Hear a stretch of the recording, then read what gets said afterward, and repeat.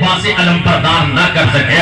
آؤ ذرا حضرت عباس علم بردار کا پس منظر دیکھو. حضرت عباس علم بردار کون ہے؟ حضرت سیدہ فاطمہ رضی اللہ تعالی عنہا کے وصال ظاہری کے بعد حضرت فاطمہ کے وصال کے وقت میں حضرت علی سے حضرت فاطمہ نے فرمایا تھا اے میرے شوہر نامدار میں تم کو یہ جو ہے کہہ کے جا رہی ہوں کہ میرے وصال کے بعد تم دوسری شادی کر لینا, دوسرا نکاح کر لینا اور ایسے ہی تنہا نہ رہنا. حضرت سیدہ کا حکم تھا, حضرت سیدہ کا وصال ہوتا ہے. بعد وصال حضرت فاطمہ الزہرا رضی اللہ تعالی عنہا کے حضرت علی رضی اللہ تعالی عنہ نے عبداللہ نامی ایک شخص تھے جو ہے بنے قبیلہ گلاب کے گلاب کے رہنے والے تھے. ان کے پاس یہ خبر بھیجی گئی کہ حضرت علی آپ کی بیٹی سے نکاح کرنا چاہتے ہیں جن کا نام ام البنین رضی اللہ تعالی عنہا ہے, جو حضرت خاتون جنت کے وصال کے بعد حضرت علی کی زوجائے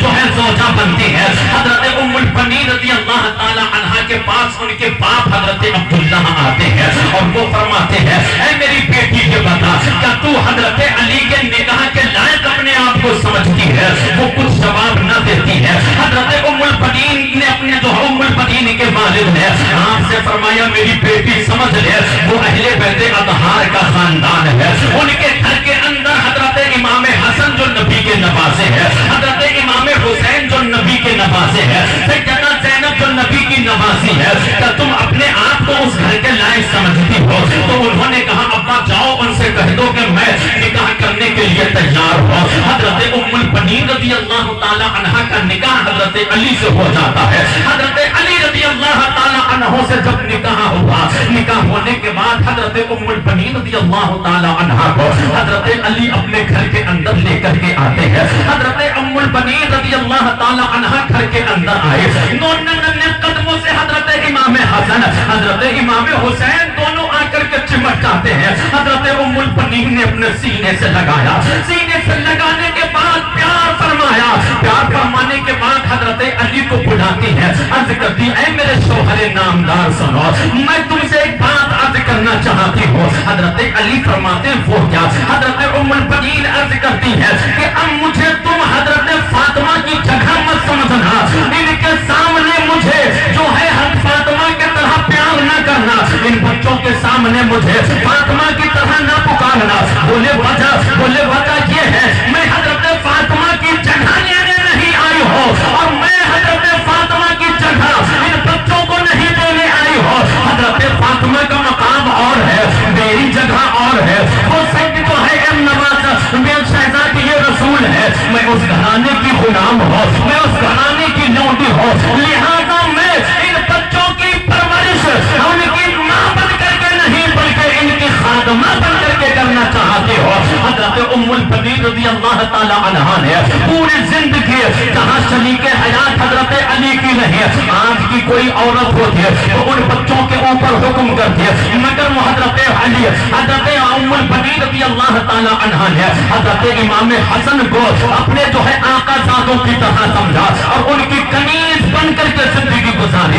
پھر ان کے شکم سے 4 بیٹے ہوتے ہیں جنہیں عبداللہ کہا گیا, جنہیں حضرت عثمان کے نام پر حضرت علی نے اپنے بیٹے کا نام اور جو رکھا. ایک بیٹے کا نام عباس علم بردار رکھا جو کربلا کے تپتے ہوئے صحرا پر امام کے بازو بن کر کے کھڑے ہوتے ہیں. اور حضرت علی کے یہ 4 بیٹے کربلا میں جام شہادت نوش کرتے ہیں. اب آؤ ذرا ان بچوں کی تربیت کو دیکھو. حضرت عباس علم بردار کی والدہ نے پوری زندگی اپنے بیٹوں کو حضرت امام حسن کا ادب بتایا, حضرت امام حسین کا ادب بتایا. اے میرے بیٹوں سنو, یہ تمہارے بھائی تو ہیں لیکن یہ وہ بھائی ہیں جو تمہارے آقا بن کر کے ہمیشہ رہے ہیں. تم ان کے سامنے کبھی اپنی زبان کو دراز نہ کرنا, ان کے سامنے کبھی اونچی آواز میں نہ بولنا, ان کے ہر حکم ماننا. حضرت عباس علم بردار کو وہی گھٹی میں حضرت ام البنین رضی اللہ تعالی عنہا نے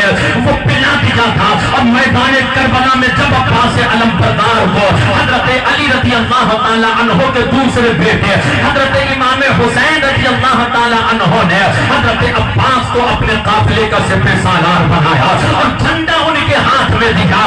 جب تک حضرت عباس علم بردار حیات رہے تو کسی یزیدی کی ہمت نہ ہوئے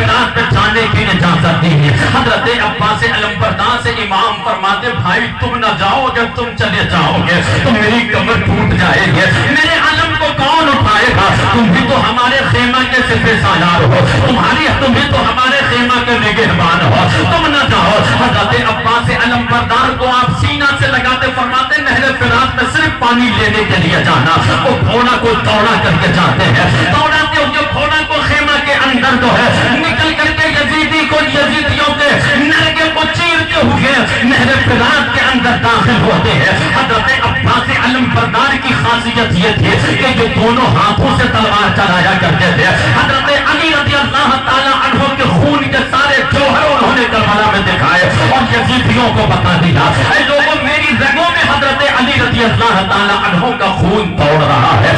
آپ نے وہ تلوار کے جوہر دکھائے کہ تمام یزیدیوں کو گاجر مولی کی طرح کاٹ کے چلے جا رہے ہیں۔ ادھر سے آپ کا گھوڑا گزر رہا، یزیدیوں کے گشتوں کے پشت لگتے چلے جا رہے ہیں۔ کسی یزیدی کا بازو کٹ کر کے زمین پہ گرتا ہے، کسی یزیدی کا سر کٹ کر کے زمین پہ گرتا ہے۔ حضرت عباس علمبردار گھوڑا کو جو ہے نہر فرات کے اندر داخل کر دیتے ہیں۔